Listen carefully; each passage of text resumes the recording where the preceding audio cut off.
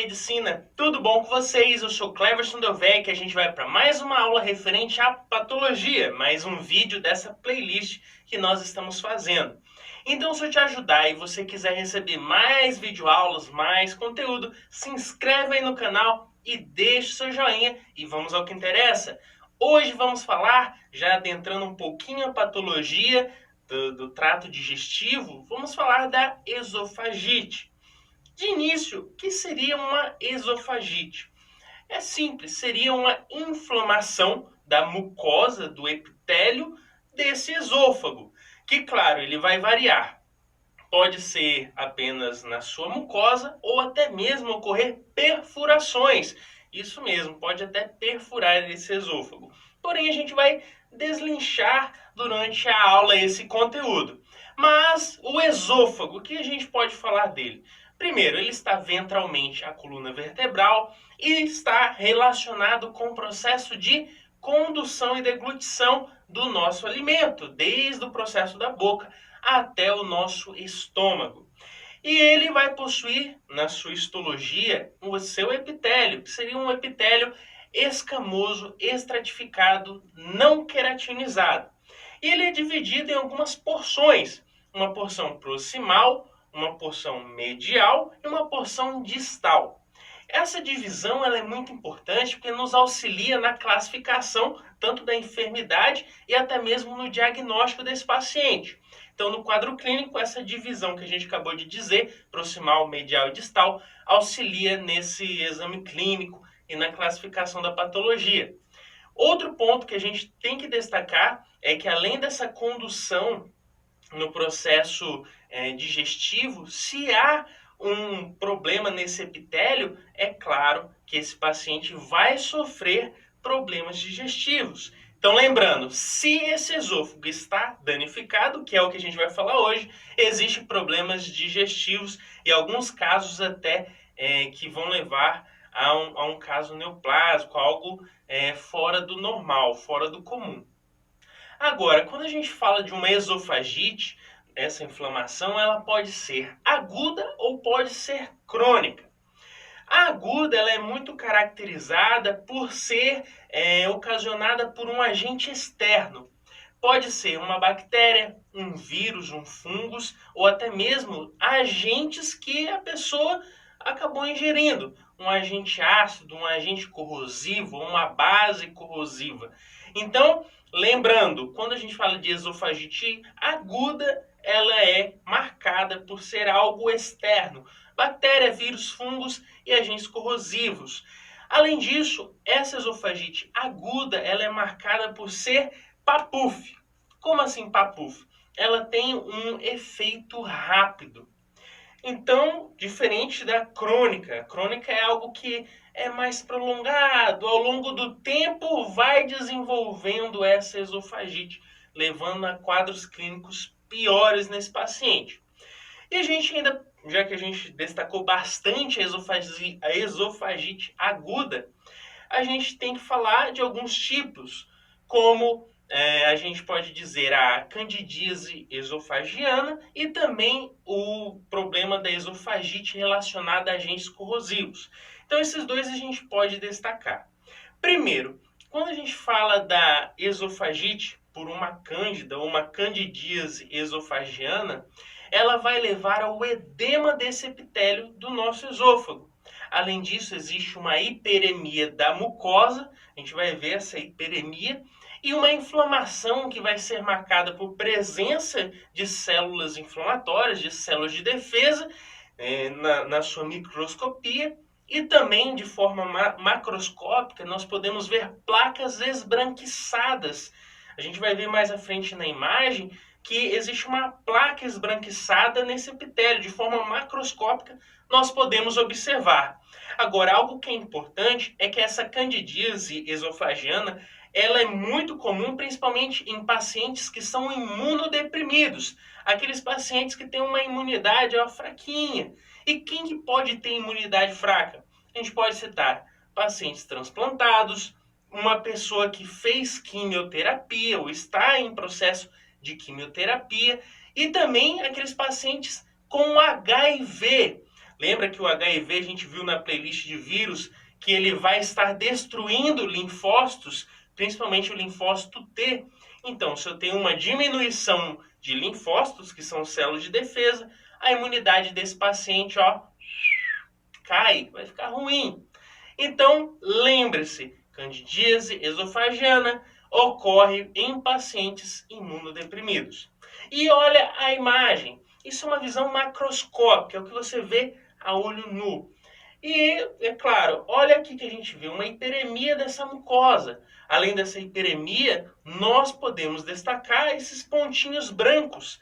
Esses pontinhos brancos que a gente chama de uma placa esbranquiçada na mucosa, que ocorre exatamente por essa inflamação e a presença dessa candidíase, esse agente que está causando a patologia. Agora, outra esofagite aguda seria aquela esofagite causada por agentes corrosivos, que a gente pode citar. E agentes corrosivos? Ela pode ser por ingestão, pode ser um ácido, pode ser uma base, às vezes é acidental e outras é proposital. A pessoa tem um distúrbio depressivo, acaba tendo a vontade de suicídio e toma esses elementos, infelizmente. Então ela pode ser por acidente ou por vontade própria dessa pessoa. Então o que vai ocasionar? Por exemplo, um ácido, ele vai levar a uma necrose de coagulação nesse paciente. O arcabouço do epitélio desse esôfago, ele praticamente fica intacto. Porém, a sua mucosa vai ser destruída.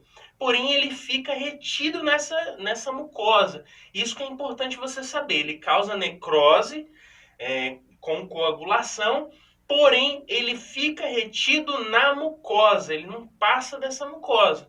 Ele vai causar uma lesão na mucosa, apenas nessa parte mais superficial, se assim a gente pode dizer.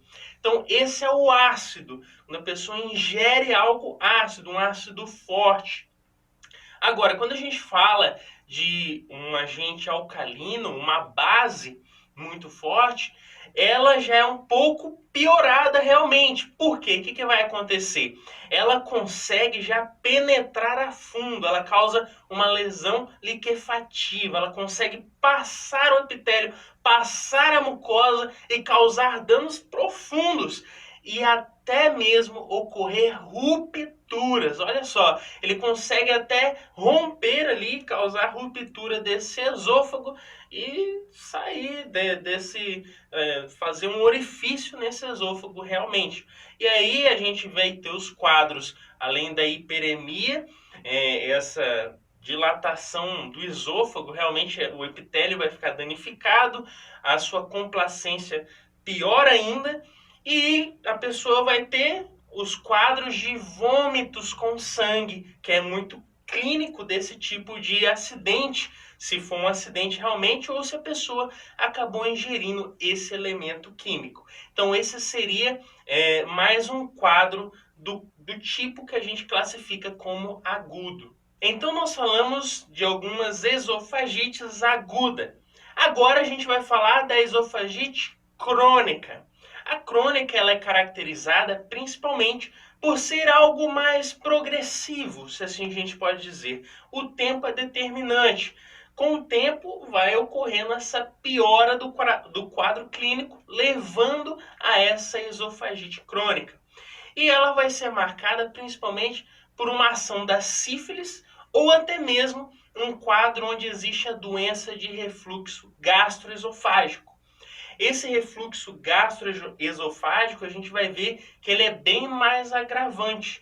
E ele pode ocorrer por um conjunto de ações, que a gente pode dizer um defeito no esfíncter desse esôfago, e até mesmo quando existe um decúbito precoce desse paciente. Ele se alimenta e logo vai dormir, por exemplo. Claro, porque se ele dorme, ele vai aquele esfíncter esofágico já está danificado. Então, quando ele deita, o conteúdo que está no estômago pode voltar existir esse refluxo, voltar para o esôfago. Então aquele conteúdo ácido que existe no estômago volta para o esôfago e a pessoa sente aquela queimação realmente. Talvez já aconteceu com você. Então, quando existe essa volta do conteúdo com o alimento que está ácido no estômago, claro, por causa do ácido gástrico, ele vai causar lesões no epitélio desse nosso esôfago. E aí vai vir alguns quadros clínicos, como por exemplo a pirose, que a gente acabou de citar, aquela queimação, parece que a pessoa vai arrotar fogo para você. Então, esse é um quadro clínico. Disfagia, a pessoa também pode ter vômitos com sangue e principal causa e problema que a gente tem que observar é o esôfago de Barrett. Por que que a gente tem que destacar isso? É agora que vem o pulo do gato. Mas antes de entrar nessa parte de esôfago de Barrett, olha essa imagem. Essa imagem nos exemplifica muito o que a gente acabou de falar, onde a gente vê esse esfíncter esofágico danificado, não está tendo a sua função, que é fechar aquela região que é antes de chegar ao nosso estômago e acaba tendo esse refluxo realmente, vai passar esse conteúdo gástrico para a região do esôfago novamente e esse ácido presente acaba danificando a parede do nosso esôfago, esse epitélio do nosso esôfago. Agora, está tudo relacionado ao que a gente falou com o esôfago de Barrett. O que vai acontecer nesse esôfago de Barrett? É simples. Como nós falamos, existe essa volta do conteúdo, esse refluxo do conteúdo gástrico para a região do nosso esôfago. E se existe esse fluxo, o nosso esôfago ele tem um epitélio, se a gente pode dizer, bem simples. Ele é escamoso, não é tão resistente, e o ácido vai o quê? Danificá-lo, vai causar ali lesão constante, muita lesão, lesão, lesão, até que o nosso corpo vai tentar se adaptar para amenizar esse problema. O que ele vai fazer? Ele vai fazer uma metaplasia, ele vai trocar o nosso epitélio existente no nosso esôfago para tentar realmente, opa, tá tendo dano, eu preciso sanar esse problema. Então ele faz essa troca de epitélio, ele troca esse epitélio escamoso, estratificado, não queratinizado, por um epitélio colunar estratificado, que seria um pouco mais resistente. Aí você pensa, mas Cleverson, essa troca de um epitélio mais frágil para um mais resistente não é bom? Olha, de certa forma é bom. De início é bom. Porém, o problema é quando ocorre uma disfagia, um problema já pré-cancerígeno, onde existe uma mutação que não é legal. Então já poderia levar até um adenocarcinoma de esôfago, que aí já é bem mais preocupante e a gente vai ver mais à frente uma aula específica para só esse adenocarcinoma. Então, como destacamos, esse esôfago de Barrett é algo muito a levar em conta quando falamos de uma esofagite crônica, já que ele pode levar a um quadro bem pior, que é um adenocarcinoma esofágico. Seria uma lesão já pré-cancerosa. Porque nós falamos, já destacamos, que quando esse conteúdo gástrico volta para o esôfago, já de uma forma ácida, tem uma lesão. Se houve uma lesão, o corpo tenta trocar esse epitélio para ficar mais resistente e não ficar sofrendo essas lesões. E o problema de trocar esse epitélio é que ele pode ser uma troca já com uma lesão pré-cancerosa. É aí que está o problema que a gente tem que levar em conta. E claro, vai ter hiperemia da mucosa, vai ter edema, mas o principal foco é levar a esse tipo de ocasião de adenocarcinoma esofágico. Então, pessoal, com isso fizemos mais um resuminho. Se eu te ajudei, deixe seu joinha e se inscreve no canal. Valeu?